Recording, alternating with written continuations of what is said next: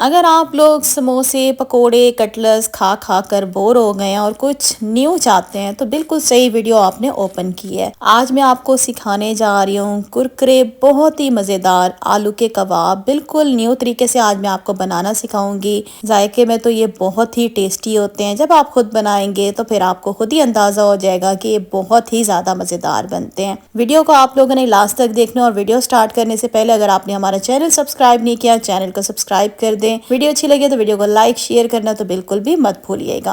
यहाँ पे मैंने तकरीबन आधा किलो आलू ले लिए थे और आलू को जस्ट आपने क्या करना है, पानी में बॉईल कर लेना है। बॉईल करने के बाद आपने इनको ठंडा करके मैशर से अच्छे तरीके से मैश कर लीजिएगा ताकि इसमें आलू की गुठलियाँ जो हैं बिल्कुल भी ना रहें।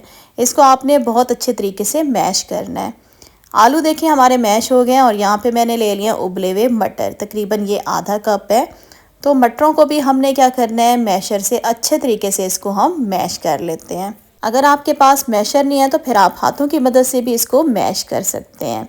मटर हमने मैश कर लिए हैं। अब मटरों को हम ऐड कर देंगे उबले हुए आलूओं के अंदर। साथ ही इसमें ऐड करेंगे हम आधा कप कटा हुआ हरा धनिया और 1 टीस्पून इसमें मैं डाल दूंगी हरी मिर्चों का पेस्ट। अब इसमें हम डालेंगे बारीक कटी हुई शिमला मिर्च, तकरीबन 3 से 4 टेबलस्पून जितनी है। हाफ टी स्पून मैं इसमें डालूंगी लाल मिर्च का पाउडर। 1/4 टीस्पून इसमें मैंने डाल दी है कुटी हुई लाल मिर्च। हाफ टी स्पून इसमें जाएगी हल्दी और इसमें मैं जितने भी स्पाइसेस यूज कर रही हूँ आप कम या ज्यादा भी डाल सकते हैं। और इसमें अब मैं डालूंगी 1 टेबलस्पून धनिया पाउडर। चाट मसाला इसमें मैंने डाल दिया हाफ टी स्पून। अब इसके अंदर जाएगा चावल का आटा। कबाब को क्रिस्पी बनाने के लिए मैं चावल का आटा यूज कर रही हूँ 1 टेबलस्पून। अगर आपके पास चावल का आटा नहीं है तो इसकी जगह पे आप कॉर्नफ्लावर का भी यूज कर सकते हैं। अब हम क्या करेंगे, इन तमाम चीजों को हमने हाथों की मदद से अच्छे तरीके से मिक्स करना है। वीडियो देखते देखते यहाँ तक पहुँच ही चुके हैं तो मेरे चैनल को सब्सक्राइब कर दें और वीडियो अच्छी लगे तो वीडियो को लाइक भी ज़रूर कर दें।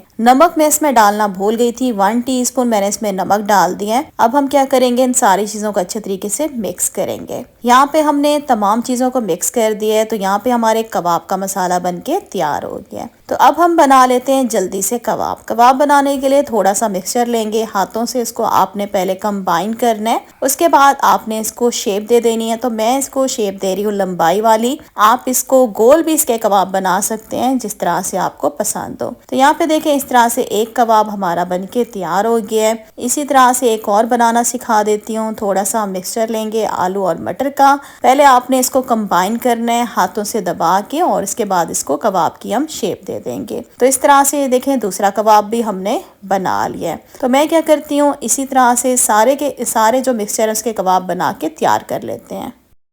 और यहाँ पे देखें हमारे कलरफुल से कबाब बनके तैयार हो गए। इसके बाद मैंने ले लिया था एक अंडा और एक अंडे को आपने क्या करना है, बहुत अच्छे तरीके से फेंट लेना है। 1 कप मैंने ले लिए ब्रेड क्रम्स के।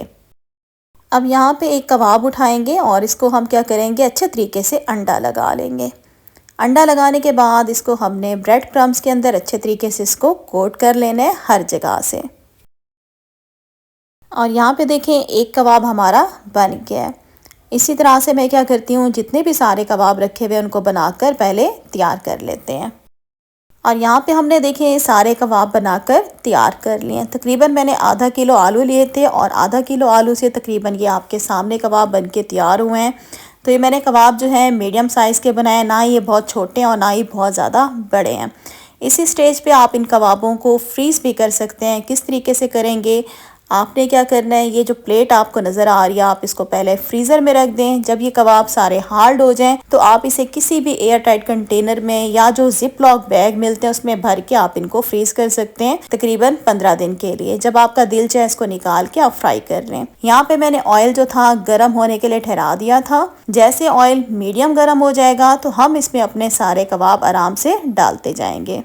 एक चीज़ का आपने ध्यान रखना है कि आपका जो ऑयल है बहुत ज़्यादा गर्म नहीं होना चाहिए और ना ही बहुत ज़्यादा ठंडे ऑयल में आपने कबाबों को फ्राई करना है। मीडियम ऑयल आपका गर्म होना चाहिए, उसके बाद ही आप इसमें कबाब डालेंगे। और जैसे ही कबाबों का आगे पीछे से गोल्डन ब्राउन कलर आ जाएगा तो हम क्या करेंगे, इनको बाहर निकाल लेंगे। तो आपने कबाबों को जो है डायरेक्ट किसी जाली में या प्लेट में निकालना होगा। किसी भी टिश्यू पेपर के ऊपर, किचन टॉवल के ऊपर आप इसको नहीं रखेंगे क्योंकि ये बहुत ज़्यादा क्रिस्पी कबाब बनते हैं और क्रिस्पी कबाब ही खाने का मज़ा आएगा।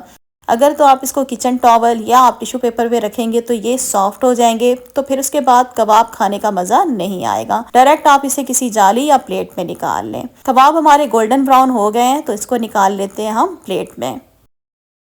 तो यहाँ पे देखिए हमारे बहुत ही मज़ेदार क्रिस्पी आलू के कबाब बनके तैयार हो गए हैं। गर्मा गर्म कबाब को आप सर्व कर सकते हैं हरी चटनी के साथ या टमाटो केचप के साथ, जिस तरह से आपका दिल चाहे।